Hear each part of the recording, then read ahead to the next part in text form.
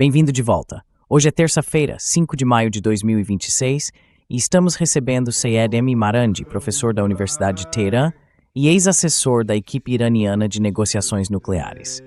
Obrigado por voltar ao programa. A gente vê que... Sayed, muita coisa aconteceu nas últimas 24 horas. Ontem, os Estados Unidos já tinham anunciado com antecedência que iriam abrir o Estreito de Hormuz. E, ao longo do dia, recebemos vários relatos contraditórios sobre o que realmente estava acontecendo. Então, espero que agora, com as coisas se acalmando, a gente tenha uma visão mais clara do que de fato aconteceu. Estamos voltando a uma guerra total, ou como você está interpretando essa situação?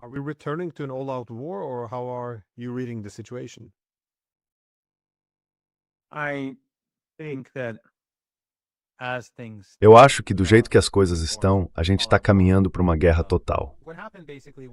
O que aconteceu, basicamente, foi que os americanos, por algum motivo, iniciaram uma nova fase dessa guerra ao tentar fazer uma operação para tirar navios do Estreito de Hormuz, ou passar pelo Estreito de Hormuz, e isso não deu certo. O que eles acabaram fazendo foi destruir barcos civis. Eles disseram que tinham destruído barcos militares, mas não havia barcos militares. O Irã não está usando seus barcos militares nessas circunstâncias. Agora o Irã só usa seus sistemas de mísseis e, por enquanto, sistemas mais antigos contra os Estados Unidos. Os mísseis que os iranianos lançaram contra os navios americanos, por enquanto, são tiros de advertência. O Irã não quer começar uma guerra.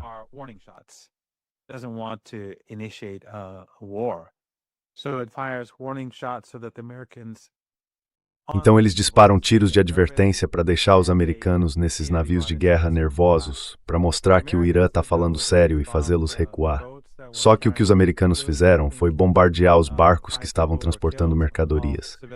Pelo que saiu nas notícias, acho que 5 pessoas morreram, todas civis. Mas claro, a mídia ocidental não vai divulgar isso. Eles sempre seguem a narrativa oficial. É igual quando bombardeiam Beirute. Dizem que são alvos do Hezbollah ou redutos do Hezbollah. Aqui vai ser a mesma coisa. Vão repetir o que o governo americano disser. Mas os iranianos divulgaram um comunicado sobre os Emirados, culpando os americanos. Dá para interpretar de duas formas: que os americanos realmente fizeram isso, ou que é culpa deles os alvos emiradenses terem sido atingidos. Mas de qualquer forma, eu não acho que foram os americanos que fizeram isso. I don't think that the Americans did it. I think that basically. Então, eu acho que basicamente ontem não foi um bom dia para os Estados Unidos. Os Emirados, que são o representante do regime israelense no Golfo Pérsico, são aliados desse regime. Eles estão até se afastando de outros países árabes. E se as pessoas olharem nas redes sociais, que claro não são muito representativas, porque as redes pró-regime árabe são muito ativas, e os regimes árabes gastam muito dinheiro com isso, dá para ver um padrão. Além disso, em lugares como Catar, Arábia Saudita e os Emirados, as pessoas podem até ser presas por causa do que postam nas redes.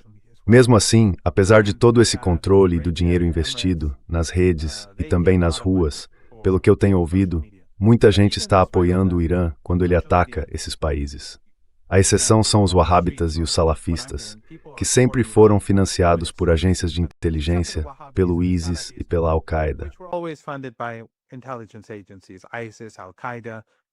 These were all tools of the United States and its regional proxies. Those corridors are always attack Iran and support whoever is on the other side, but a strong majority of people on the streets throughout the world, they're with Iran against these regimes. And among these regimes, the most despised of them all is the United Arab Emirates, because it is openly aligned to the Israeli regime. We hear that Israeli troops are in the country assisting the Emirates, and also... Os Emirados têm até se distanciado, saíram da OPEP, saíram da Organização dos Países Árabes Exportadores de Petróleo. Então eu acho que ao atingir alvos emiradenses, isso está sendo visto basicamente como atingir alvos israelenses no contexto atual. In today's environment. So I think this was all a failure. The Americans failed to Então eu acho que tudo isso foi um fracasso. Os americanos não conseguiram fazer os navios passarem. Eles mataram um pequeno grupo de iranianos comuns que estavam transportando carga em um barco, ou talvez em dois. Não tenho certeza, acho que eram 2 barcos. E nós estamos... A única diferença é que a crise econômica global está crescendo. Acredita-se que em 1 ou 2 semanas a crise vai atingir novas proporções. Até agora é como um paciente com câncer, ou alguém gravemente doente, que só mostra alguns sinais da doença, como febre. Então os altos preços do petróleo e da energia em geral, o aumento do custo dos alimentos e tudo isso que as pessoas estão vendo, essa é a febre. This sort of thing which people are seeing, this is the fever. But what we are going to start seeing in the days ahead. Mas o que a gente vai começar a ver nos próximos dias é o colapso das cadeias de suprimento. E aí a economia global vai ser fortemente afetada, principalmente porque no mundo de hoje, tudo está muito interligado. Diferente da economia iraniana, que vive sob pressão há décadas e acabou se tornando uma espécie de economia de resistência, a economia global é extremamente vulnerável. Porque nessas cadeias de suprimento, se uma parte quebra, toda a cadeia deixa de funcionar. Então nada mudou. Estamos à beira de uma guerra. Os americanos já trouxeram um grande número de tropas e equipamentos para essas tropas.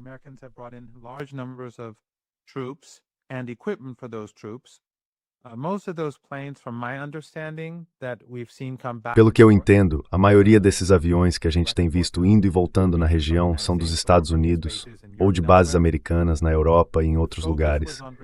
O foco tem sido levar equipamentos para ofensivas terrestres. E as tropas deles são, pelo que eu sei, principalmente forças de terra, baseadas no Kuwait, no Bahrein e nos Emirados. Foi lá que eles se prepararam. Mas claro, a Força Aérea, os aviões americanos, os aviões de reabastecimento, a Arábia Saudita, o regime israelense e também o Catar, todos estão envolvidos. Mas pelo que eu tenho ouvido, o foco mesmo está nas tropas terrestres, e a maioria delas está nesses países. Most of them are in these countries. Yeah, I was planning to ask why. Eu ia perguntar por que o Irã estava atacando os Emirados Árabes Unidos de forma, digamos, desproporcional em relação aos outros países do Golfo. Mas acho que eles têm estado na linha de frente contra o Irã. Mesmo assim, isso me deixa um pouco confuso. Por que os Emirados Árabes parecem tão dispostos a entrar em guerra com o Irã, diferente do Catar, da Arábia Saudita ou de outros? Eu também queria saber como você acha que essa guerra vai se desenrolar agora, porque da última vez, quando começou aquela guerra de 40 dias, foi uma grande surpresa o Irã ter subido tão rápido na escala de escalada com os Estados Unidos, ou seja, fechar o Estreito de Hormuz e atacar as bases americanas. Você acha que essa escalada, desta vez, vai ser ainda mais intensa? Ou acha que os Estados Unidos vão tentar controlar, administrar melhor a situação? Porque parece que os americanos têm dificuldade em sustentar um conflito de alta intensidade por muito tempo, simplesmente por falta de munição.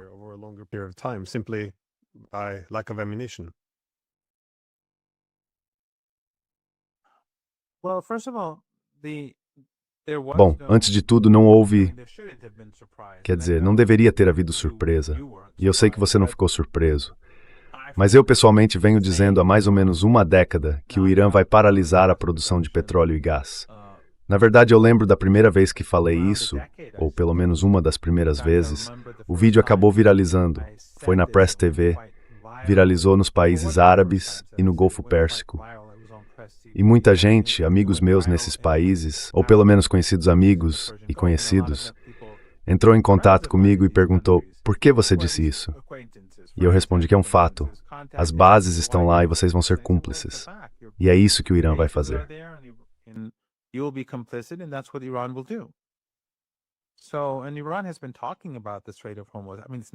Então o Irã vem falando sobre o Estreito de Hormuz. Quer dizer, não é como se eu tivesse uma mente militar brilhante ou algo assim. Os iranianos vêm dizendo isso há muito tempo. Se tivessem prestado atenção no que os altos oficiais militares iranianos vêm dizendo ao longo dos anos, já saberiam que isso ia acontecer. Não é preciso nenhuma capacidade mental especial, nem acesso a informações secretas. Mas os americanos, com aquela visão excepcionalista, Aquele modo de ver o mundo como se fossem únicos. Esse é o maior problema deles, na minha opinião, porque eles subestimam todo o resto.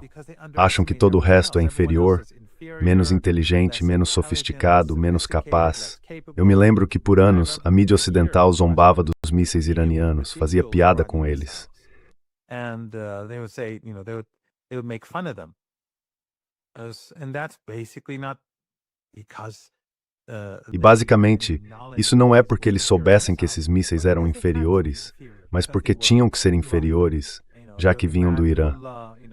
Sabe aquela história dos ayatolás loucos, dos iranianos medievais, esse tipo de bobagem que eles repetem há décadas?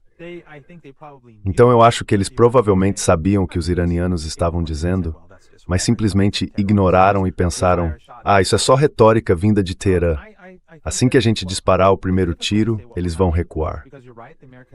Eu acho difícil prever o que vai acontecer, porque você tem razão, os americanos estão com pouca munição.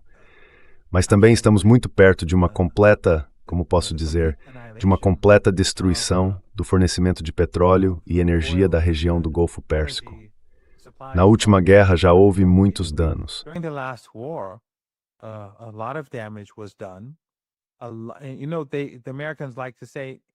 Sabe, os americanos gostam de dizer, você já ouviu os americanos dizendo que os poços de petróleo do Irã estão prestes a explodir, ou o próprio Trump disse isso, o que é uma bobagem. Quero dizer, os iranianos já estão acostumados com as sanções, com essa política de pressão máxima e com a necessidade de reduzir as exportações e depois aumentá-las de novo. Então, o Irã sabe lidar com a própria produção de petróleo. Ainda mais porque a maior parte do que produz é consumida internamente. Eles conseguem se ajustar, podem diminuir a produção de um poço e aumentar em outro. Mas os outros países do Golfo Pérsico não têm essa experiência. Eles sempre fizeram parte da ordem econômica global liderada pelos Estados Unidos, e por isso vêm produzindo petróleo há décadas, sem nunca imaginar que poderiam enfrentar esse tipo de problema.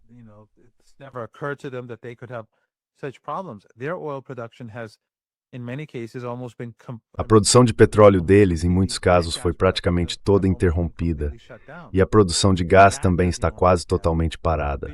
Isso causa um enorme prejuízo. Então há danos enormes nas instalações e também em muitos dos poços de petróleo e gás. E claro, tem todos esses navios que estão presos, e alguns estão sendo atingidos com cada vez mais frequência. A cada poucos dias, 1 ou 2 navios são atingidos. E quanto mais navios forem danificados ou destruídos, pior vai ser quando o estreito finalmente for reaberto. Se outra guerra começar, eu acho que não teremos mais exportação de petróleo e gás para o resto do mundo por um bom tempo. E isso significa uma depressão econômica global.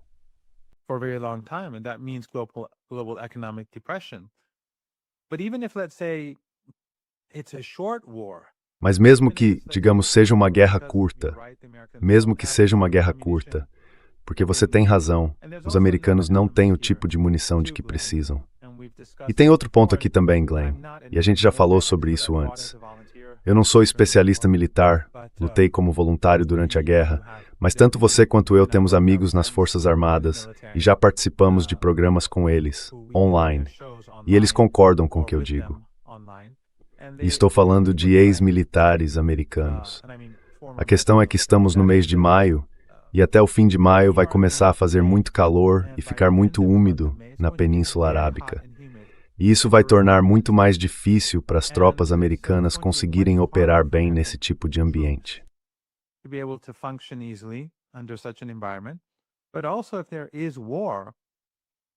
Mas também, se houver uma guerra e o Trump realmente atacar a infraestrutura iraniana, de novo, ontem ele falou em eliminar a nação iraniana. Quer dizer, é impressionante o que americanos e europeus podem dizer, e ninguém na mídia fica indignado.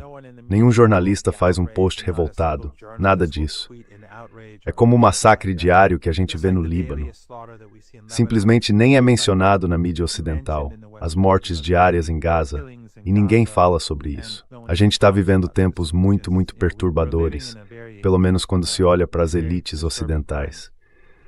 Mas, se houver guerra e eles começarem a atacar a infraestrutura crítica do Irã, o Irã com certeza vai revidar contra o regime israelense, mas também contra esses outros regimes. at the Israeli regime, but also at these regimes. And the weather in these countries it would become E o clima nesses países se tornaria insuportável. As pessoas não conseguiriam sobreviver lá, teriam que sair imediatamente. E aí não seria muito diferente para as tropas americanas. Assim como na Rússia ou na antiga União Soviética, o inverno era quase um general que ajudava os russos a lutar suas guerras, o verão seria muito favorável para o lado iraniano. Então a janela de oportunidade para os americanos ficou menor e eles realmente estão com falta de munição. Por isso, acho um pouco difícil imaginar que os Estados Unidos vão se envolver numa guerra longa. Provavelmente vai ser curta e intensa, e os iranianos já disseram que vai ser muito intensa.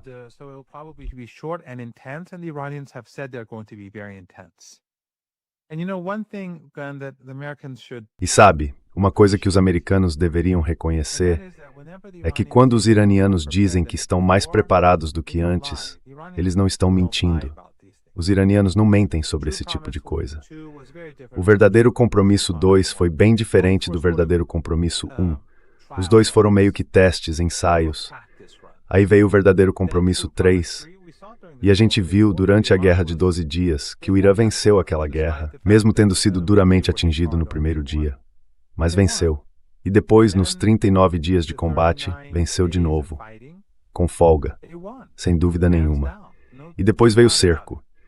Quer dizer, se o cerco tivesse sido tão eficaz assim, os americanos não estariam provocando o Irã agora. Bastaria, quer dizer, nesse momento os americanos estão conduzindo uma guerra de cerco. Então ainda há guerra.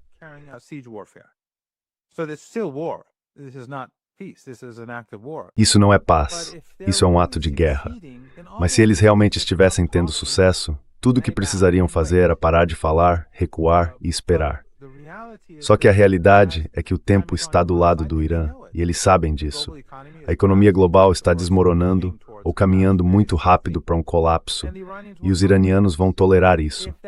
Se não fosse assim, a gente não estaria vendo essa nova operação. Trump não teria iniciado uma nova fase do conflito. A única razão para ele fazer isso é que a guerra de cerco não está funcionando. E eu acho que isso é mais um sinal de desespero. O problema é que quanto mais os americanos esperam, mais perto a gente chega do abismo. E quer ele leve adiante uma operação ou não, a situação só piora, porque estamos cada vez mais perto do abismo.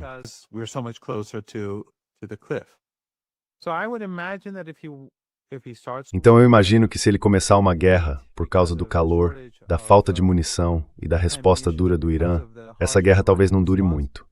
Mas isso não vai resolver problema nenhum, porque no fim das contas a crise é por causa do Estreito de Hormuz. E a gente viu que na operação dele, ele fracassou. Nada mudou no Estreito de Hormuz. Só ficou claro que o Irã está no controle total. E os Emirados foram muito prejudicados. Quer dizer, o dano causado aos Emirados, no que restava das exportações de petróleo deles, nessas condições de escassez tão grande, foi enorme. E isso também mostra o que poderia facilmente acontecer com a Arábia Saudita, com o que resta das exportações de petróleo sauditas que vão para o Mar Vermelho, se houver um novo conflito.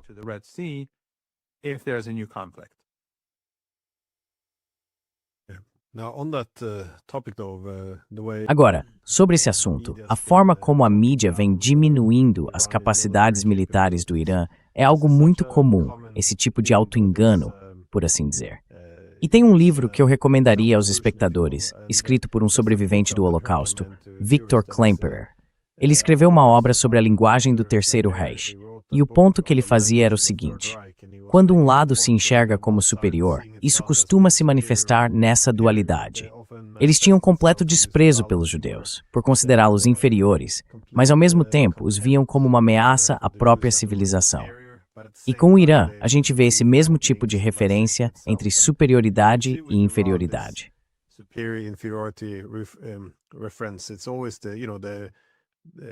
Sempre existe essa ideia de atraso, de que eles não conseguem fazer um drone que funcione, ou mísseis. Ao mesmo tempo, o Irã é visto como uma ameaça enorme para o mundo inteiro. E aí dizem, precisamos lutar, e o problema é só falta de vontade. Se alguém lutar de verdade, tudo desmorona. E fazem o mesmo com a Rússia, aliás. Dizem que é um posto de gasolina disfarçado de país, mas também é uma ameaça para toda a civilização. Mesmo assim, temos que lutar. E se fizermos isso, ela vai cair bem rápido, porque, de novo, são fracos. E o mesmo vale para a China. A única razão de eles terem boa tecnologia é porque roubaram da gente. Mas ainda assim são uma ameaça enorme. Então, se a gente apertar o cerco numa guerra econômica, com certeza eles vão acabar desmoronando.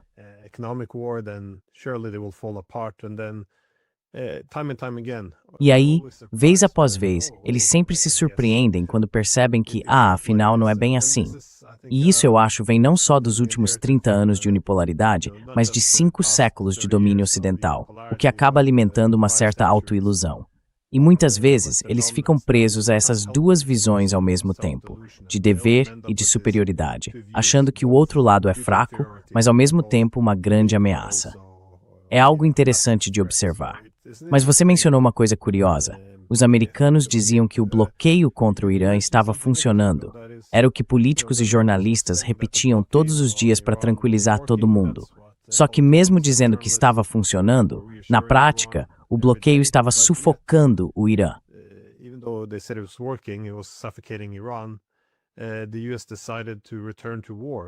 Os Estados Unidos decidiram voltar para a guerra, mesmo sem ter um plano realmente bom para isso. Parece um sinal de que talvez não fosse verdade que o bloqueio estava funcionando. Mas qual seria o objetivo disso? Porque eles sabem que não vão conseguir romper o bloqueio, imagino eu. Será que foi para testar o Irã, ver se o Irã recuaria? É difícil entender, até porque foram os próprios Estados Unidos que mais queriam as negociações para conseguir o cessar-fogo. A gente sabe disso porque eles aceitaram o plano de 10 pontos do Irã. Então, como é que se entende essa decisão? Eles finalmente conseguiram o cessar-fogo, perceberam que se voltarem a lutar, talvez não consigam escolher como ou quando a guerra termina. E mesmo assim decidem voltar para isso.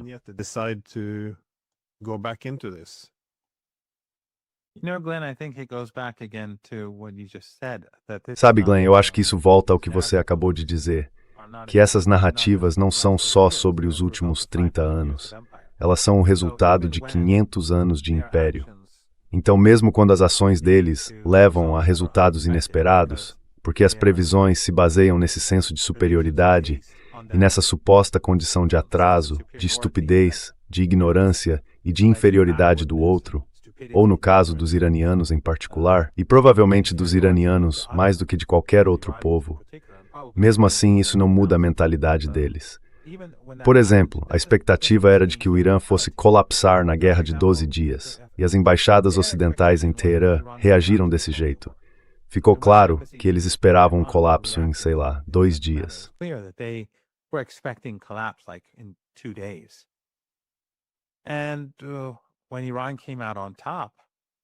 E quando o Irã saiu por cima, isso não mudou a mentalidade deles. Então ficaram surpresos.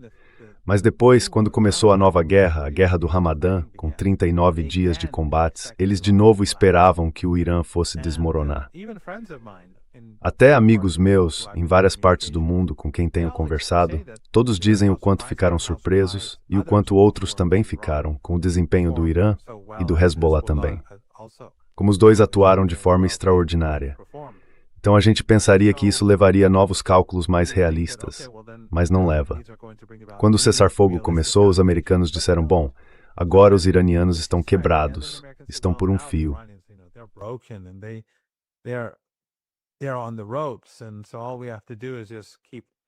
Então, tudo o que a gente precisa fazer é continuar ameaçando eles com um novo conflito, como se não fossem eles que estavam pedindo o cessar-fogo desde o começo, porque depois de alguns dias, eles começaram a mandar mensagens o tempo todo.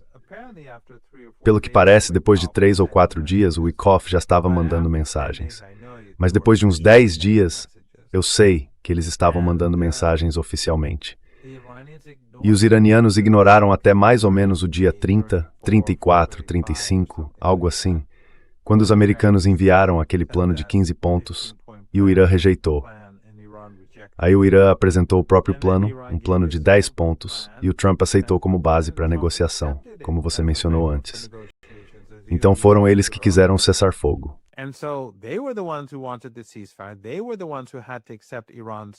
Foram eles que tiveram que aceitar as condições do Irã para o acordo, e o Trump foi criticado por causa disso. Mas aí, de novo, eles voltam para aquela velha mentalidade de que, sabe, o Irã está encurralado.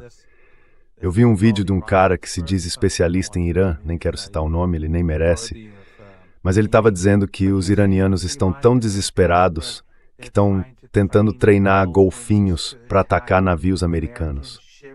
Acho que você também tuitou isso. Eu também tuituei, não lembro se vi o seu antes e depois fiz o meu, não lembro direito. Mas enfim, é completamente absurdo. Essas pessoas não são nada sérias. E são justamente essas pessoas que eles ouvem em Washington.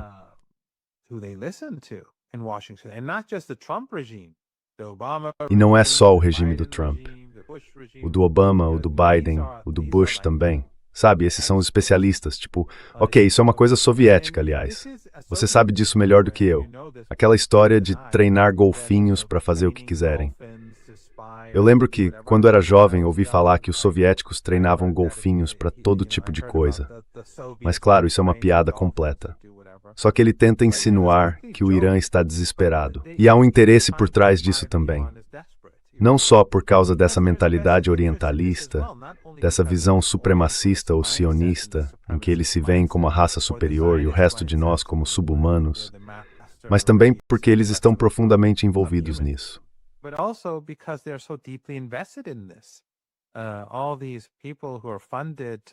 Todas essas pessoas que recebem dinheiro para falar sobre o Irã, é isso que elas dizem a vida inteira. Elas não vão, de repente, mudar de ideia e dizer, na verdade, os iranianos são muito inteligentes, muito competentes, muito sofisticados, o Estado deles funciona bem, a Constituição funciona bem, e o líder deles foi assassinado em plena guerra por uma superpotência. Elas não vão dizer isso. Vão continuar repetindo a mesma narrativa, só que tentando justificar com uma ou outra evidência daqui e dali. Então, no fim das contas, nada realmente mudou. De novo, tudo isso é especulação da minha parte, para tentar responder a sua pergunta. Eu acho que, durante o período de cessar-fogo, e depois, os Estados Unidos fizeram isso, e chamaram de brilhante, porque diziam o quanto era brilhante, o cerco aos portos iranianos.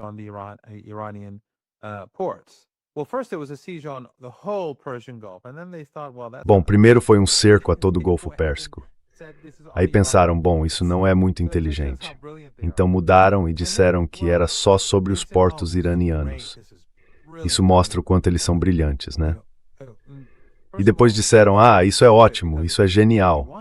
Quer dizer, antes de tudo, é completamente estúpido, porque se era para fazer isso, deveriam ter feito no primeiro dia da guerra, não agora. O Estreito de Hormuz ficou basicamente fechado para todo mundo, menos para o Irã, por uns 50 dias, mais ou menos. E lembra que eles diziam que tinham retirado as sanções sobre o petróleo iraniano? Pois é, diziam, olha, somos espertos, isso na verdade prejudica o Irã. E o que aconteceu? O Irã vendeu seu petróleo por uns 50 dias a um preço altíssimo antes de atacarem os petroquímicos iranianos e todo o resto.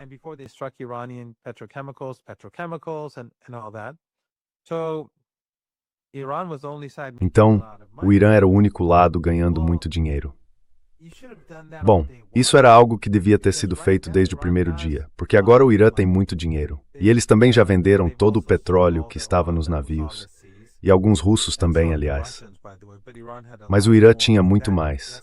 E isso é mais um sinal de como a situação está ruim. Porque o Irã não tem mais nada. O Irã tinha quase 200 milhões de barris no mar. E os russos tinham uma quantidade considerável. Não tanto, mas eu não sei exatamente quanto era. Só que tudo isso acabou. Já era. Então os mercados estão ficando cada vez mais apertados. Mas de qualquer forma, se eles quisessem, quer dizer, os iranianos já estavam preparados para isso.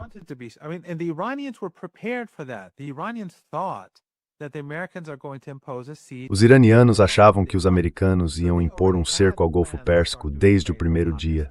Então eles já tinham planos para começar a fazer comércio com o Paquistão e com outros países, tentando encontrar mercados nos países vizinhos para o petróleo deles e tudo mais.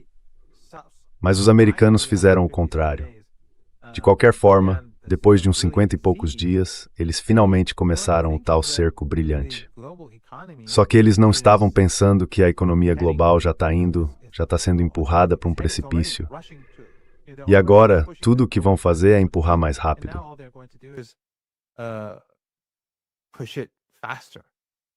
And so Então, I think they thought that, well, eu acho que eles pensaram assim: bom, vamos impor um cerco. E os iranianos estão desesperados, precisam de uma saída, não são como a gente, não vão aguentar. De novo, a mesma narrativa, a mesma mentalidade. Então, a guerra, as capacidades do Irã durante esses 39 dias, tudo isso vai ser ignorado.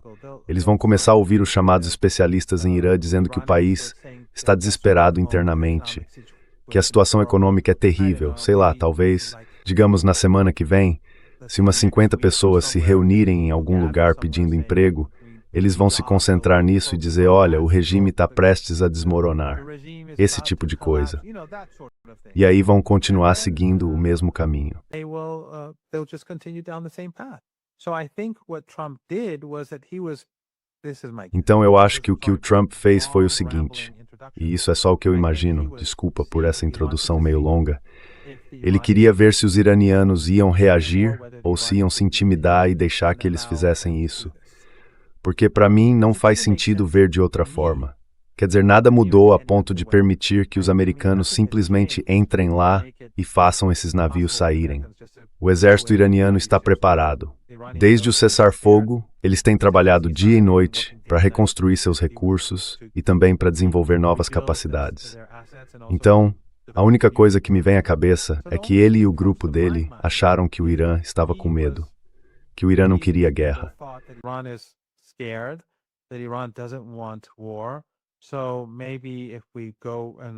Então, talvez, quando a gente disse que ia atacar esses navios, os iranianos tenham calculado e pensado que não seria uma boa ideia tentar impedir ou revidar para evitar que a gente fizesse isso. Mas, claro, aconteceu o contrário. É assim que eu vejo. Agora, talvez daqui a alguns dias apareça alguma reportagem em algum jornal americano dizendo que isso foi só mais uma ideia inútil e boba do Hegseth ou algo do tipo e que existe outra explicação. Mas é a única coisa que me vem à cabeça, que eles estavam apostando que o Irã estava cansado, desgastado, com medo e desesperado para encerrar essa situação. Então pensaram, agora a gente avança, manda os navios e eles não vão se atrever a nos atacar. Algo assim.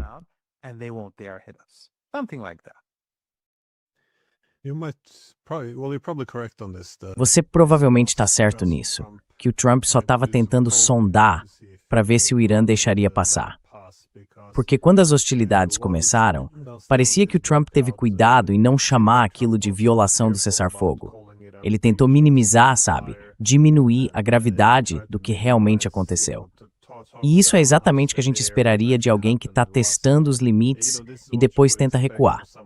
Diferente do Lindsey Graham e dos israelenses, que agora estão gritando a plenos pulmões que isso foi sim uma violação e que por causa disso vão ter que voltar à guerra.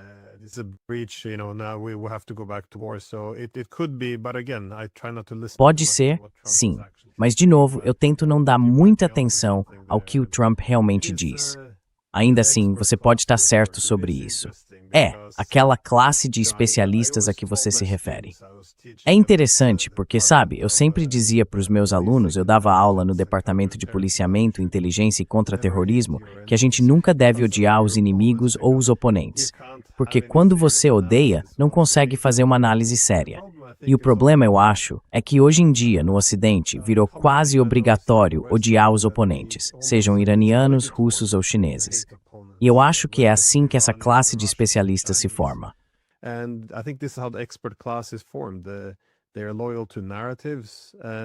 Eles são leais às narrativas, e é por isso que são chamados de volta como especialistas, porque ajudam a manter e a controlar essa narrativa. Mas, de novo, é obrigatório odiar o oponente. Essa é uma parte muito importante da narrativa, a ideia de que eles são maus e fracos. E sim, eu acho que esse é um dos motivos pelos quais todas as análises e, consequentemente, as políticas que vêm delas acabam sendo tão horríveis. Agora, minha última pergunta é a seguinte. Se você fosse fazer alguma previsão, eu sei que a maioria das pessoas não gosta disso, mas se a gente voltar agora para uma guerra total, o que você acha que vai acontecer dessa vez? Você acha que o Mar Vermelho seria fechado rapidamente? Que os Emirados Árabes se envolveriam mais? Enfim, o que você espera? O que poderia acontecer se a gente seguir por esse caminho? what might happen if we go down that path? Well, the UAE is not important. It's Bom, os Emirados Árabes Unidos não são importantes. Eles não têm muito o que fazer. Não há nada que possam realmente contribuir para o esforço de guerra dos Estados Unidos. É difícil dizer. Depende de quanto tempo a guerra vai durar e de até onde os americanos vão escalar o conflito. Por exemplo, o Irã tem, pelo que eu entendo, o Irã tem capacidade de afundar navios da Marinha Americana a uma distância bem grande. Foi o que eu ouvi de uma fonte bem confiável há umas 2 semanas. Mas os iranianos nunca fizeram isso, porque eles têm um plano.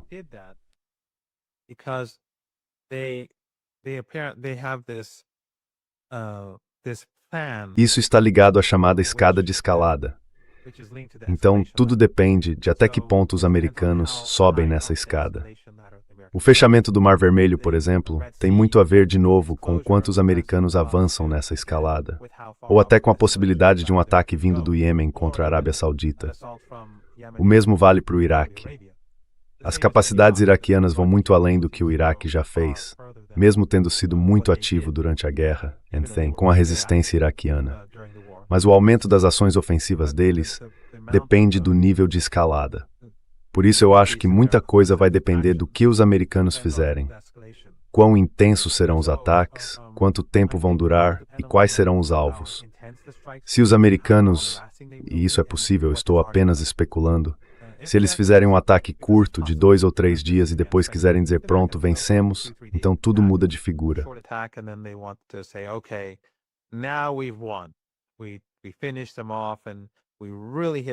A gente acabou com eles e realmente batemos forte. E se eles não atingirem nada como infraestrutura crítica, isso vai causar ainda mais danos. O Irã vai revidar, vai atacar com força, bombardear o Irã, lançar mísseis, disparar muitos mísseis contra Israel, contra o regime israelense, contra alvos dos Estados Unidos e também dentro desses países. Mas esse tipo de resposta seria mais limitada. Agora, se os Estados Unidos começarem a atacar as usinas de energia elétrica do Irã, como já ameaçaram, e também pontes, aí eu acho que isso seria o fim dos países da região do Golfo Pérsico. Eu venho dizendo isso desde o começo da guerra, que esse seria o fim. E tenho dito às pessoas desses países, como cidadão, que elas devem estar preparadas para sair, se for isso que vai acontecer.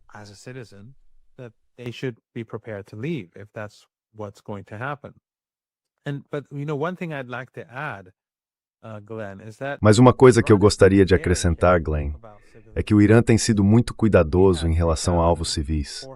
Nós tivemos cerca de 3.400 pessoas assassinadas pelos americanos e pelos israelenses, com a cumplicidade desses regimes árabes, incluindo a Jordânia. Se você olhar os números no Golfo Pérsico, o número de pessoas que morreram como resultado dos ataques do Irã, e a gente viu o quanto de dano eles causaram, do Kuwait até os Emirados, foi de umas 20 pessoas, ou até menos de 20. Então o Irã sempre teve muito cuidado para não atingir civis. Mas a única forma de impedir os americanos de fazer com que eles deixem de tentar nos exterminar, nos levar de volta à Idade da Pedra, ou fazer nossa civilização desaparecer, é a ameaça de retaliação. E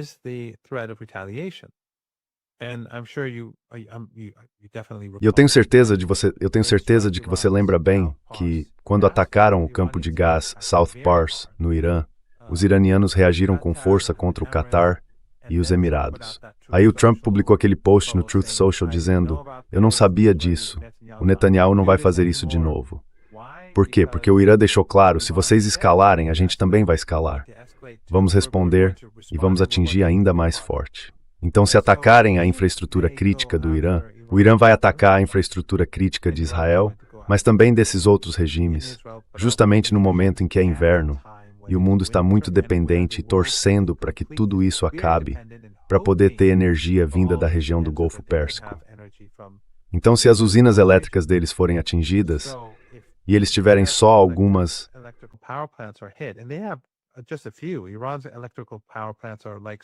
As usinas de energia elétrica do Irã estão espalhadas por todo o país. Eles têm, sei lá, umas 80, 90 usinas. Só que no Golfo Pérsico tem poucas e são bem grandes. Então tudo que o Irã precisaria fazer é atingir essas usinas. E pronto, acaba a eletricidade. Agora, as instalações de gás e petróleo, eles também podem atacar. Com um único golpe, poderiam fazer o Catar voltar 20 anos no tempo. Mas se destruírem as usinas de energia, aí todo mundo vai embora. Vai ficar muito, muito quente e úmido, e os soldados americanos teriam que sair. Esse seria um cenário completamente diferente. E isso significaria que a gente estaria caminhando, sem dúvida, para uma depressão global, não uma recessão, uma depressão global que duraria anos. Mesmo que o conflito fosse curto, ainda assim as coisas iam piorar, porque as negociações e um cessar-fogo de verdade só seriam adiados ainda mais.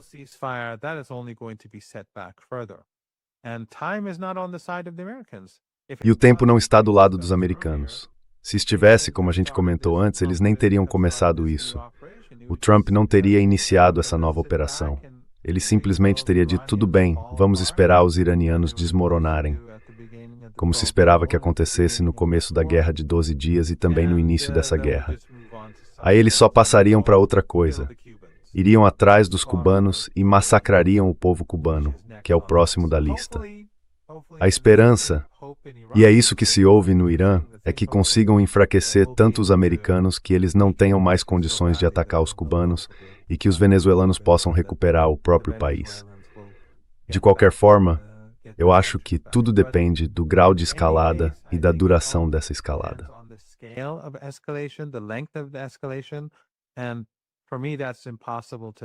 Para mim, é impossível avaliar isso, porque o Trump é simplesmente o Trump. O Netanyahu e os sionistas querem uma guerra longa e brutal.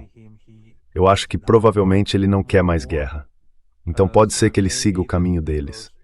Pode ser também que ele fique ali no meio com uma guerra de curto prazo, especialmente, como eu disse, por causa do calor e tudo mais. Mas aí depende. Vai ser uma guerra intensa ou não tão intensa? E o fato de o Trump ter dito que isso não foi uma violação do cessar-fogo, mesmo tendo sido, e foi ele quem violou o cessar-fogo, o simples fato de ele ter minimizado isso. Eu não quero tirar conclusões demais, mas seja qual for o motivo de ele ter dito isso, mostra que ele está preocupado.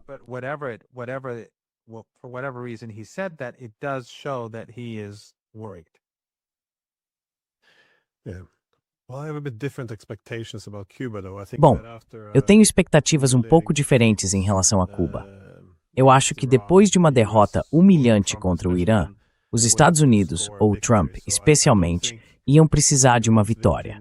Então não acho que uma vitória do Irã seria necessariamente boa para Cuba.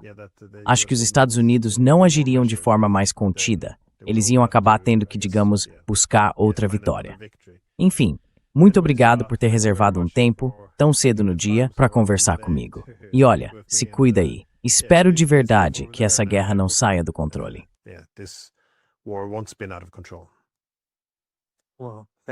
Obrigado, Glenn. É sempre um prazer, sempre uma honra.